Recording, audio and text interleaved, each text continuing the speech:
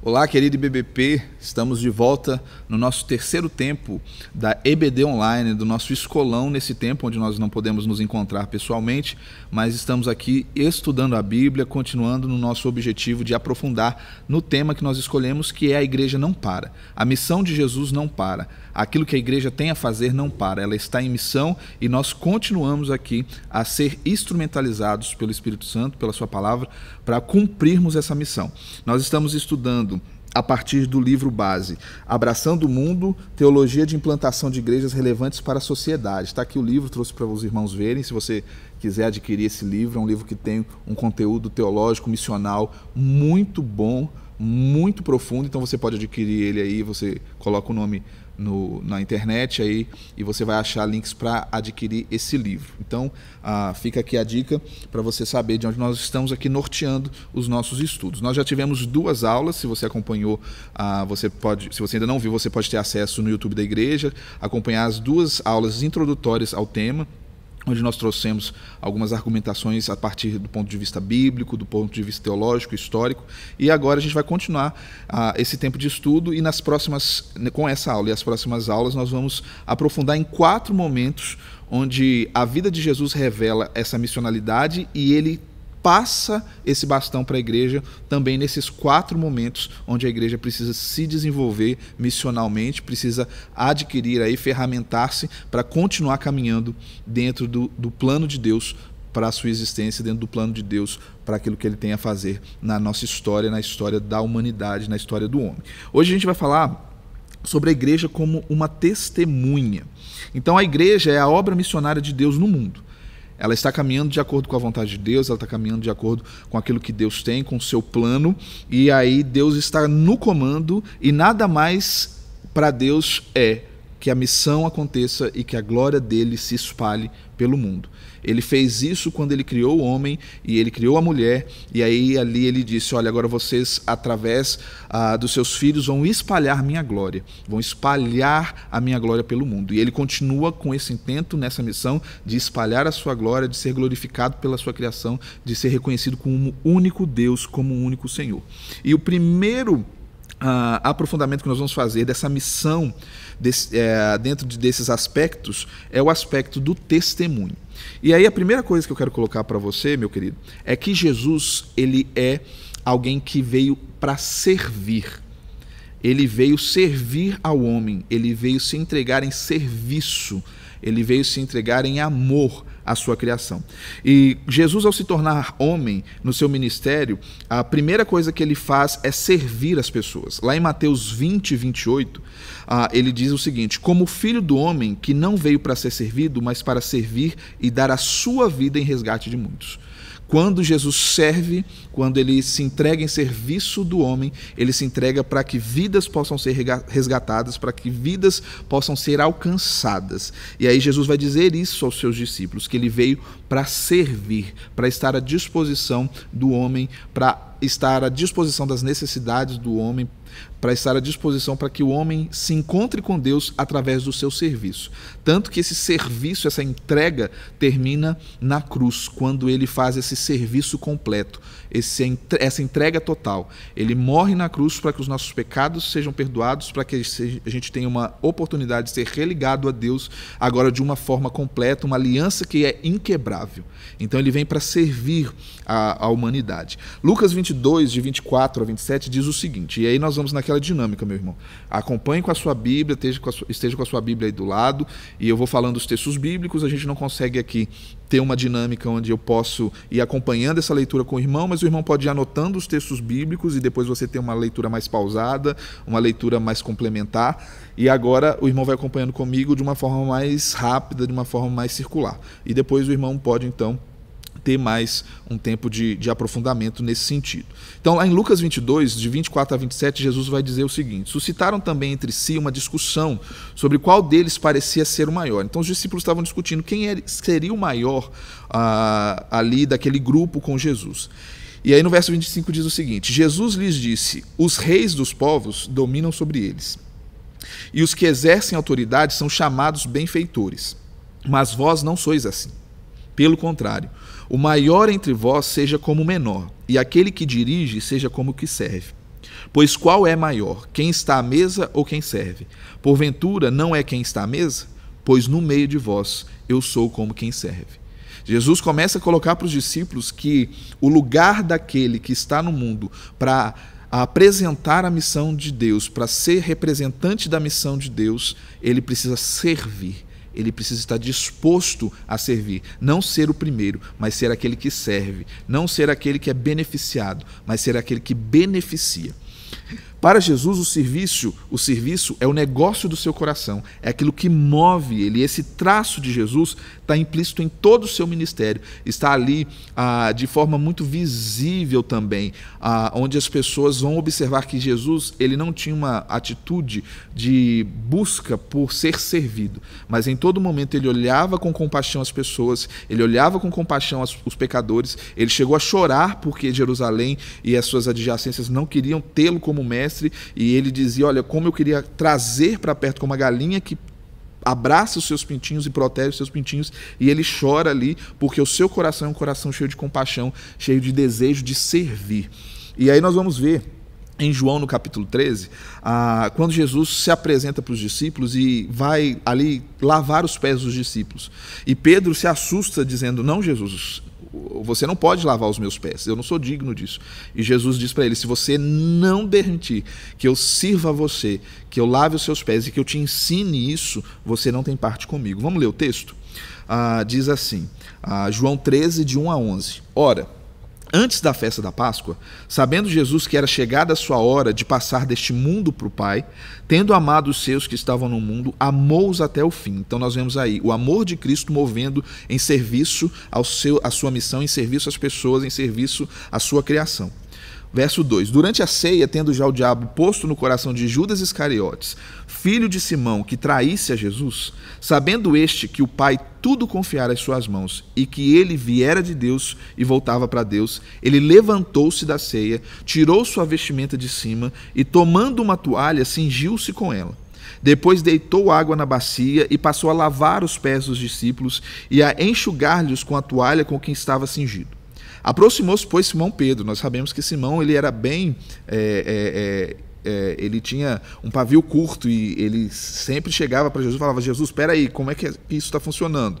E aí ele chega para dizer para Jesus, Senhor, tu me lavas os pés a mim?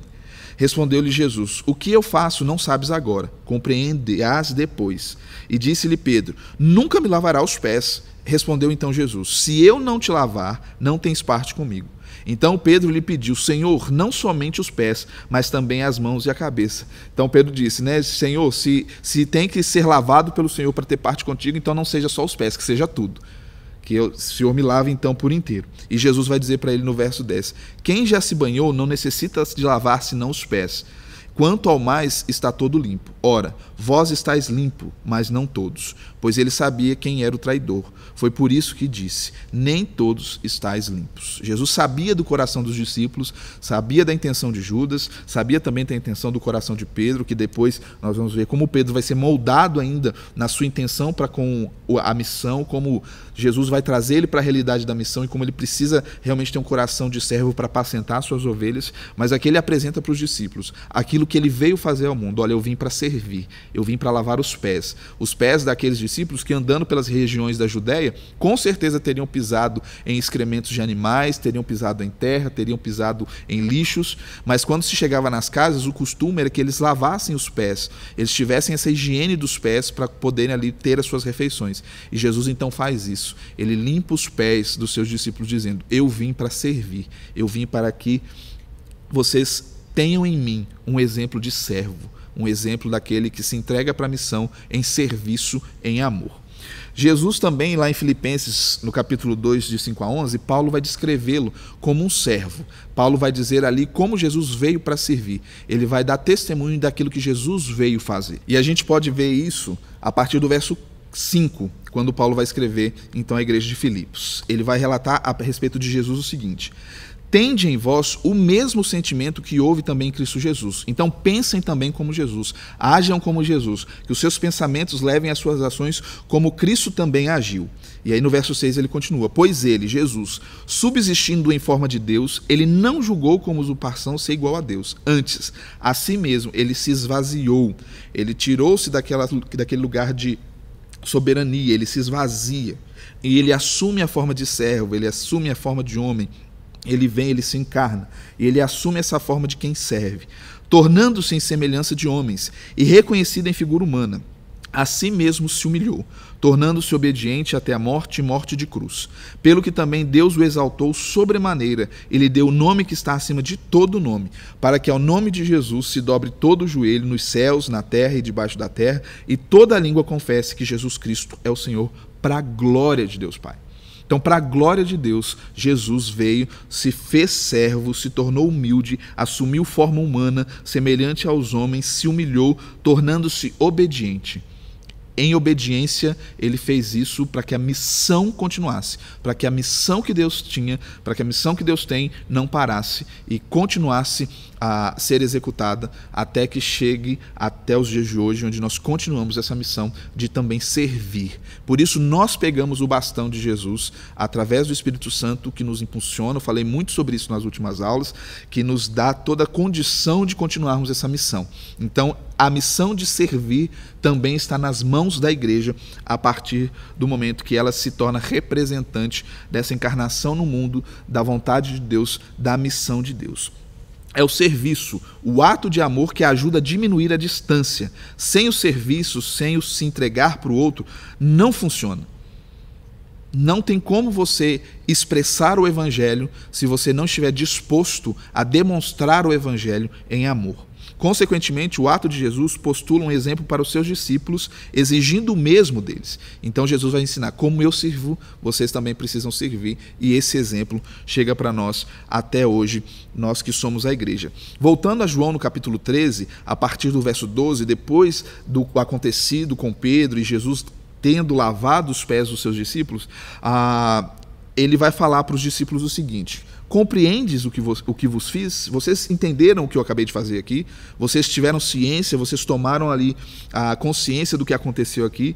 Verso 13: vocês me chamam de mestre e Senhor, e dizes bem, porque eu sou.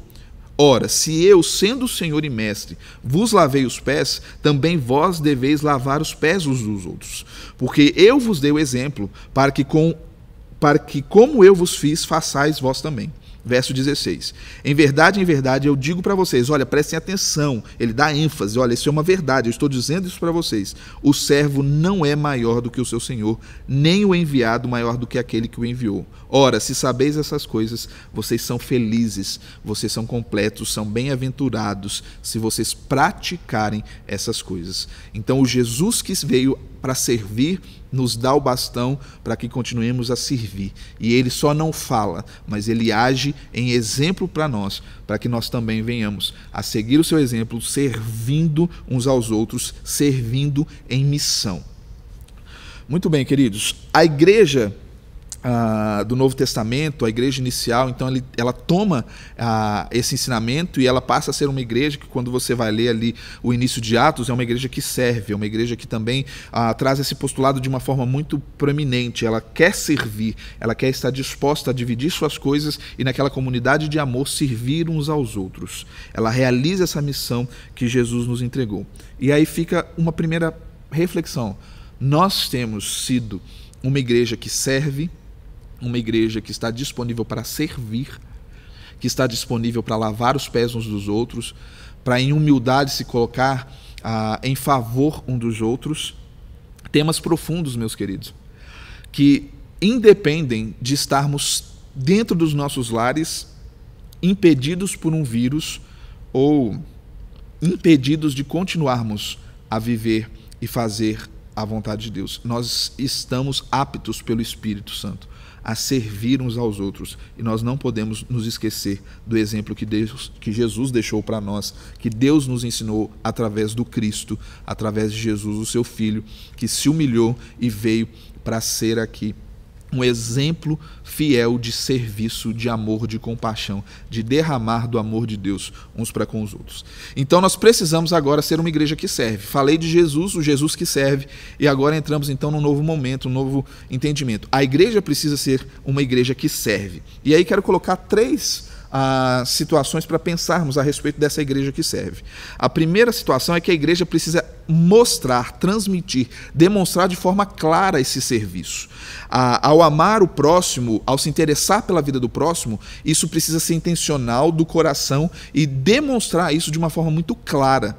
Demonstrar esse amor de uma forma muito clara. Jesus ensinou para os discípulos de uma forma muito didática. Ele lavou os pés dos discípulos, ele trouxe os discípulos para uma situação onde ali muitos não fariam. Os pés dos discípulos eram sapatos abertos, eram sapatos que entravam poeira, eram pés, imagina pés de pessoas, pescadores que tinham ali trabalhado no mar, como não estaria aquela situação daqueles pés durante toda a vida daqueles pescadores. E ali Jesus fala, olha, eu vim para fazer isso, para servir, para poder limpar tudo aquilo que for necessário, para poder ajudar, para poder caminhar, para poder estar disponível. E a igreja também precisa entender que o seu amor para com o próximo precisa ser didático, precisa ser de uma forma demonstrada claramente para que as pessoas entendam o que nos move, esse amor que nos move. Mateus 5,16, Jesus vai dizer, olha, assim brilhe a luz de vocês diante dos homens, mostre para os homens quem são vocês, mostre para os homens aquilo que tem movido o coração de vocês, e as suas boas obras, Então vamos ler de novo. Assim brilhe a luz de vocês diante dos homens, para que vejam as suas boas obras e glorifiquem ao Pai de vocês que está nos céus. Então que as pessoas vejam aquilo que está brilhando em vocês, aquilo que vocês têm no coração, aquilo que move a vida de vocês, as obras que acompanham esse brilhar da vida de vocês, para a glória de Deus. E nunca se esqueça, tudo é para a glória de Deus. A missão é para a glória de Deus. Aquilo que Jesus nos ensina é para a glória de Deus. Todo o movimento do Senhor é para que a glória dele seja levada por toda a eternidade. Então a igreja ela se move servindo, mostrando, demonstrando esse amor.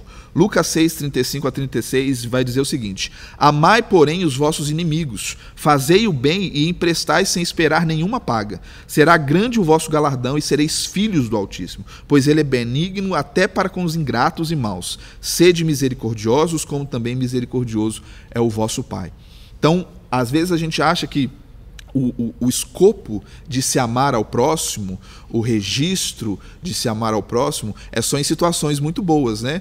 Eu vou fazer uma doação, eu vou doar uma cesta básica, eu vou ajudar financeiramente, mas às vezes saem dessas situações confortáveis de se amar. Quando Jesus fala, amem os vossos inimigos, orem por aqueles que vos perseguem.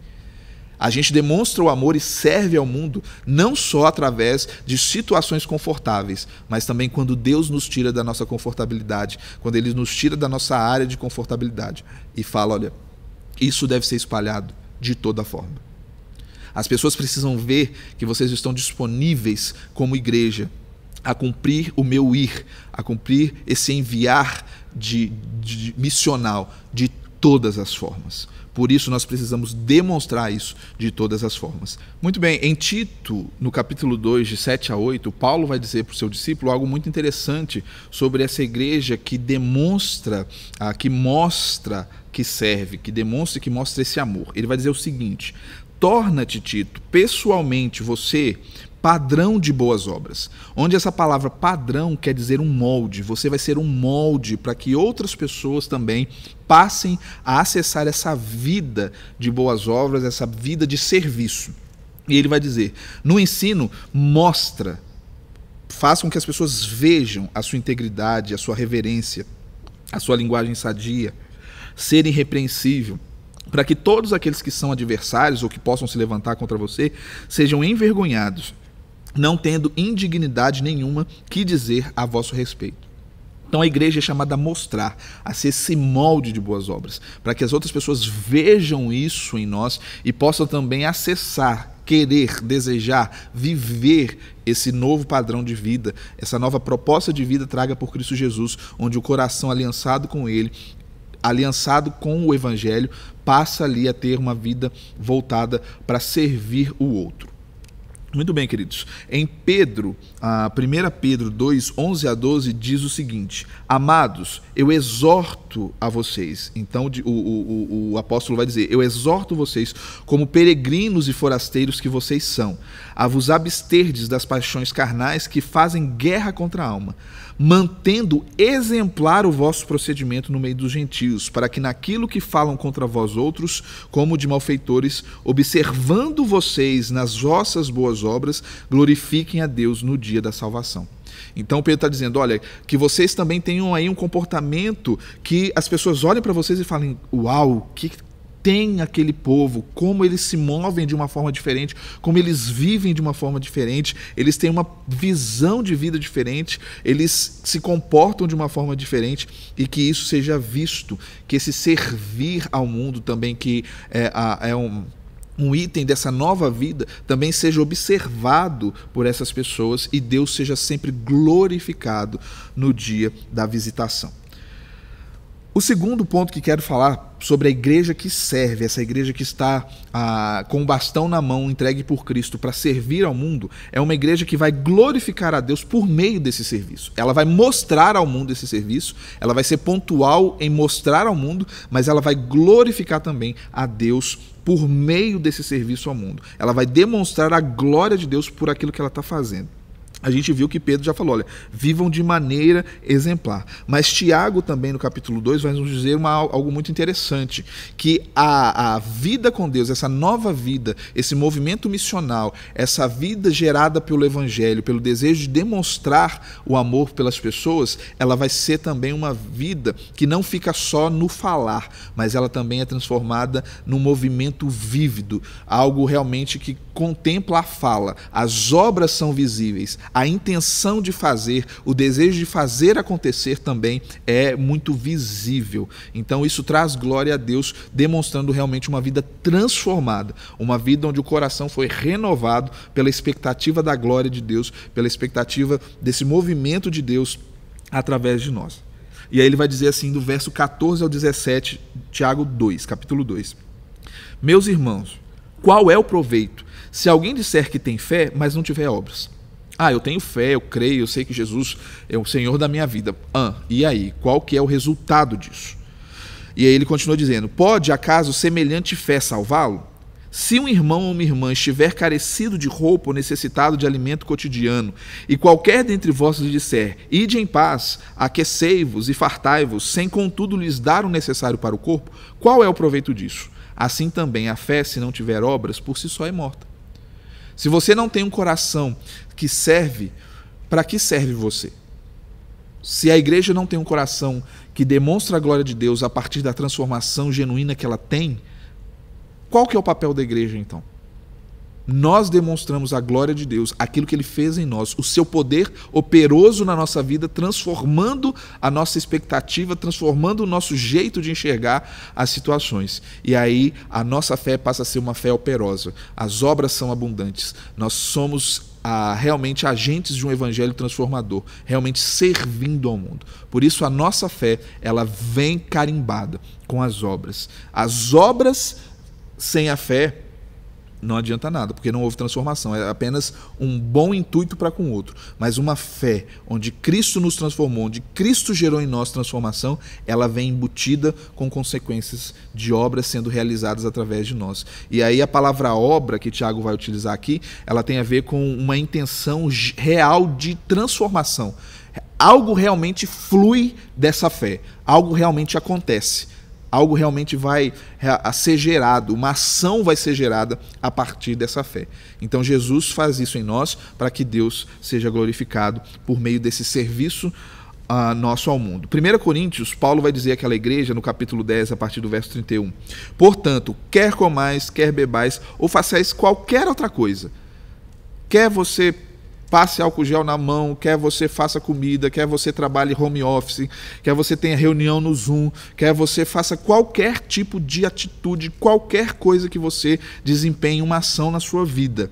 faça tudo para a glória de Deus. Todas as nossas ações precisam refletir a glória de Deus. Aquilo que você vai ouvir, aquilo que você vai ver, como você vai reagir, quais vão ser suas palavras, como você vai se comportar, quais opiniões você vai dar na internet, que figurinha você vai mandar no WhatsApp, todas essas coisas têm que ser para a glória de Deus. Não vos torneis causa de tropeço, nem para judeus, nem para gentios, nem tampouco para a igreja de Deus. Paulo está dizendo para aquela igreja em Corinto, olha, não se tornem pedra de tropeço para que ninguém enxergue a glória de Deus. Assim como também eu procuro, Paulo vai dizer no verso 33, em tudo ser agradável a todos, demonstrar o meu estilo de vida a todos, eu não busco o meu próprio interesse, mas o de muitos para que sejam salvos. Então nós demonstramos esse serviço ao mundo, nós glorificamos a Deus, tudo que nós fazemos deve servir para agradar a Deus, para a glória de Deus, e assim também ser agradável a todos e mostrar com a nossa vida, com as nossas atitudes, com aquilo que nós fazemos, a glória de Deus, e essa glória é demonstrada na transformação da nossa vida. Ok, irmãos? A terceira a atitude que a igreja que serve precisa ter é construir esse reino de Deus, estabelecer esse reino de Deus, espalhar esse reino de Deus por meio desse serviço, por meio do servir. E na última lição nós lemos juntos Mateus capítulo 25, onde ali Jesus ele vai, através de uma parábola, falar sobre os bodes e as ovelhas, e ele vai separar os bodes das ovelhas. E o que vai caracterizar as ovelhas é a forma de servir, como elas foram disponíveis para servir e para exercer esse amor. Só para a gente relembrar, o verso 44 diz, e essas ovelhas lhe perguntarão, Senhor, quando foi que te vimos com fome, com sede, forasteiro, nu, enfermo ou preso e não te assistimos? E Jesus vai dizer, em verdade eu digo para vocês, sempre que o deixastes de fazer a um destes mais pequeninos, sempre que vocês fizerem a esses que eu estou dizendo, os forasteiros, os enfermos, aqueles que têm fome, vocês fizeram a mim. Então vocês não irão para o castigo eterno, aqueles que são as ovelhas, mas os bodes, vocês que deixaram de fazer, vocês que deixaram de servir, que não produziram uma fé operosa, realmente não houve transformação no coração de vocês, vocês vão para o castigo eterno, porém os justos para a vida eterna. E aí eu deixo aqui uma segunda pergunta para nós pensarmos nessa lição de hoje da nossa EBD especial, dessa EBD online.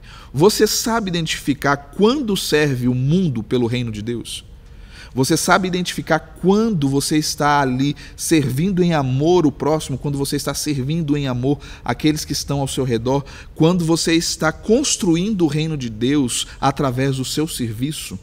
Isso é muito importante, porque talvez nós não estamos desempenhando algo que realmente seja visível, realmente um fruto daquilo que Cristo fez nas nossas vidas, um fruto daquilo que Ele fez na nossa história. Por isso nós temos nas nossas mãos o que Paulo disse à igreja de Corinto na sua segunda carta, o ministério da reconciliação. Nós temos na nossa mão esse bastão, Deus nos deu essa orientação, somos ministros de reconciliação, somos embaixadores em nome de Jesus para exortar o mundo, através do nosso serviço, através daquilo que pregamos, através da nossa fé, que há algo acontecendo, há uma missão sendo executada, e convidar essas pessoas a participar conosco dessa missão que não para. Muito bem, queridos. Então essa igreja que serve, ela tem essa natureza messiânica, ela possui essa natureza diante do mundo, ela está ali lutando para ser luz contra as trevas, lutando para ser santa diante dos pecadores, ela está se colocando ali em amor para servir. E quando nós nos colocamos à disposição de Deus em Cristo Jesus, o Espírito Santo nos impulsiona, eu tenho falado isso muito nesses dias nas lições, o Espírito Santo ali, Atos 1:8, nós somos testemunhas impulsionados pelo Espírito Santo, e Paulo vai dizer, 1 Coríntios 12:3, que ninguém pode dizer que Jesus é o Senhor se não é dado pelo Espírito Santo. Então o Espírito Santo está nos conduzindo, está nos impulsionando nessa missão para que a gente seja testemunha, para que a gente testemunhe. Jesus nos ensinou como servir, Ele introduziu isso na vida dos discípulos, Ele ordena isso para a vida da igreja, e nós somos testemunhas então, pelo poder do Espírito Santo, desde Jerusalém até os confins da terra. Somos testemunhas daquilo que Deus está fazendo. O termo testemunha significa martis, que vem do grego martis, significa aquele que é mártir, que tem a capacidade de dar sua vida em favor de uma causa. Então a palavra mártir que nós usamos hoje deriva desse termo. A igreja só poderá existir quando os seus discípulos estiverem se transformando em verdadeiras testemunhas, em mártires, que são capazes de dar a sua vida em favor da causa do evangelho, em favor do serviço ao mundo, de demonstrar o amor de Cristo ao mundo através de um serviço, através do se entregar pelo outro. Ok, meu querido? Então, para que os irmãos entendam, o testemunho esse testemunho é a transmissão da boa nova de salvação experimentada em Cristo Jesus. Por isso, esse testemunho tem um caráter querigmático, de proclamação. Nós proclamamos, nós somos testemunhas, nós dizemos isso ao mundo e nós testemunhamos isso com palavras e com ações. Nós testemunhamos a partir do que Cristo nos ensinou, que precisamos servir a esse mundo para que o evangelho seja entendido, para que o amor de Deus seja derramado e compreendido pelo homem pecador. A moderna palavra tende a nos falar que esse mártir, que essa testemunha é aquela testemunha que apenas fala.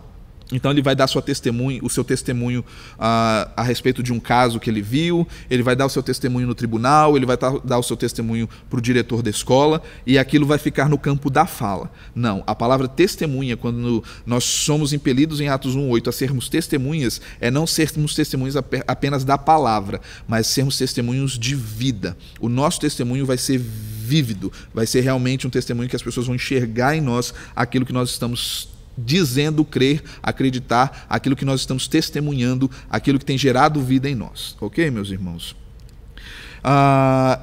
Esse testemunho, ele precisa ser integral.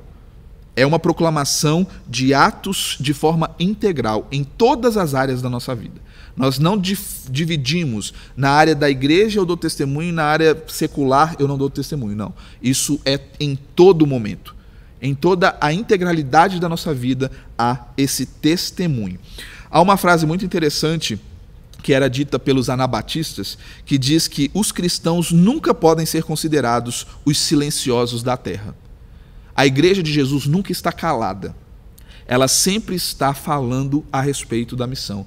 Ela sempre está executando a missão. Ela sempre está revelando a missão com as suas palavras e com as suas atitudes. E aqui alguns princípios para nós termos essa congregação de testemunhas, essa igreja de testemunhas. Primeiro, nós precisamos crer que Jesus é a testemunha fiel, é a primeira testemunha da missão de Deus, é a primeira testemunha que age com fidelidade diante desse chamado de se entregar completamente a respeito daquilo que ele defende do evangelho, a respeito da missão de Deus. Cristo abraçou a missão de Deus e se entregou. Deus enviou o seu Filho para que ele se entregasse de forma completa. Por isso o Apocalipse 1, de 4 a 6, vai dizer que Jesus Cristo, ele é a testemunha fiel. Então vai dizer lá, João vai dizer: as 7 igrejas que se encontram na Ásia, graça e paz a vós outros, da parte daquele que é, que era e que há de vir, da parte dos 7 Espíritos que se acham diante do seu trono e da parte de Jesus Cristo, a testemunha fiel. Então Cristo é a primeira testemunha daquilo que Deus quer fazer no mundo, da sua missão. E ele passa essa missão aos discípulos, quando ele dá testemunho para os discípulos, para que eles também exerçam isso. Então, Atos 10, Pedro vai dizer, olha, nós somos testemunhas de tudo que ele fez. Atos 10, de 39 a 43. Os apóstolos reconhecendo, nós vimos aquilo que Jesus nos ensinou e agora somos testemunhas também, dispostos a ser mártires, dispostos a entregar a nossa vida por aquilo que nós temos crido, por aquilo que nós temos recebido e recebemos do Senhor Jesus. E assim, eles também agora, os apóstolos, têm a missão de transferir esse ensinamento, esse testemunho a outros, de também testemunharem aquilo que eles receberam da testemunha fiel, que é Jesus. Em Hebreus 2, 1 a 4, nós vamos ver o escritor de Hebreus dizer isso: olha, não se desviem daquilo que vocês têm aprendido, daquilo que vocês têm visto, que vocês têm recebido como testemunho juntamente com eles, por sinais, prodígios e vários milagres, e por distribuição do Espírito Santo segundo a sua vontade. Então, Jesus, a testemunha fiel do plano de Deus, passa esse testemunho para os discípulos, e os discípulos também chamam outros para serem ali testemunhas junto com eles daquilo que Jesus fez, dos sinais, dos prodígios e dos milagres realizados pelo Senhor. E aí nós vamos ver em 2 Timóteo 2,2 esse testemunho também chegando até nós, quando Timóteo recebe de Paulo esse testemunho, para que ele também passe esse testemunho para outras pessoas. E ele vai dizer para Timóteo: tu, meu filho, fortifica-te na graça que há em Cristo Jesus, e o que da minha parte ouvistes através de muitas testemunhas, isso mesmo transmite a homens fiéis.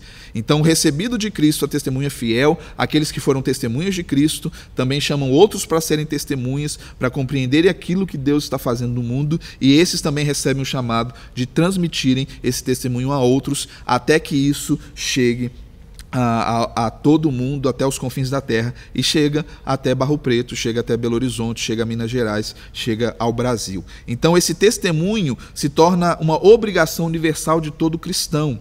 Todo crente é chamado para ser testemunha dessa missão, para ser ali um agente, um mártir, testemunhar, dizer, estar disposto até o final. E é interessante que quando você pega o livro do John Stott, que chama Discípulo Radical, um dos capítulos diz sobre esse testemunho radical a ponto de morrer pelo Evangelho.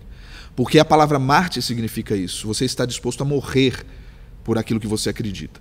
Então, nesse tempo, será que nós somos uma igreja disposta a ir até o final por Cristo Jesus? Se nós chegarmos num tempo de perseguição, nós vamos estar dispostos a falar: eu creio que Jesus Cristo é o Senhor, e ir até o final defendendo a causa do Evangelho, a missão de Jesus? Antes de tudo, a 1 Coríntios 15, versos de 1 a 3, Paulo vai dizer: olha, antes de tudo, aquilo que eu recebi, eu também vos entreguei, que Cristo morreu pelos nossos pecados, segundo as Escrituras, e que ele foi sepultado, e ele ressuscitou ao terceiro dia, segundo também as Escrituras.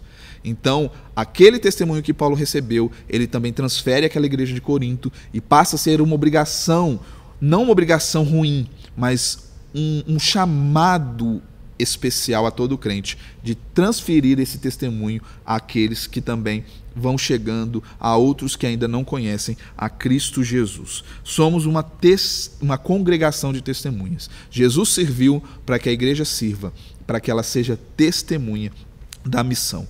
Testemunhas hoje, algumas coisas para nós pensarmos, meus irmãos. A missão continua com a nossa ação como testemunhas vivas do Evangelho, dispostos ao martírio por Cristo. O que estamos fazendo com esse testemunho? O que estamos testemunhando? O que Cristo realizou na cruz ou apenas os nossos próprios desejos? Como nós revelamos ao mundo esse testemunho? Em atos e serviços de amor? Em entrega aos outros? Ou vivemos uma vida egoísta? Vivemos uma vida onde nós contemplamos a nós mesmos? Como podemos ser testemunhas hoje? Como você pode ser testemunha de Jesus na sua casa, para os seus filhos, para os seus pais, para aqueles da sua família que não conhecem a Cristo, no trânsito, no supermercado, no seu trabalho, nas situações cotidianas, com os seus sofrimentos? Como você lida com as situações da sua vida diante desse chamado de ser uma testemunha? Como você se apresenta ao mundo diante desse chamado de ser testemunha? O Espírito Santo continua a direcionar seus discípulos e a igreja nesse tempo, nesse sentido, a sermos testemunhas, pois a missão não para. Existem muitas maneiras que podemos, nesses dias, sermos testemunhas, num tempo de crise, do Evangelho e da missão de Jesus, que não para. A testemunha fiel continua enviando a sua igreja como testemunha, cada um de nós, crentes nele, crentes em Cristo Jesus, a sermos testemunhas, a estarmos dispostos a ir até o final para dizer que existe um Deus que se entregou por amor ao mundo, e ele chama aqueles que não o conhecem, não o reconhecem como Senhor, para se prostrarem diante dele. E essa é a missão da igreja. Deixo isso com os irmãos.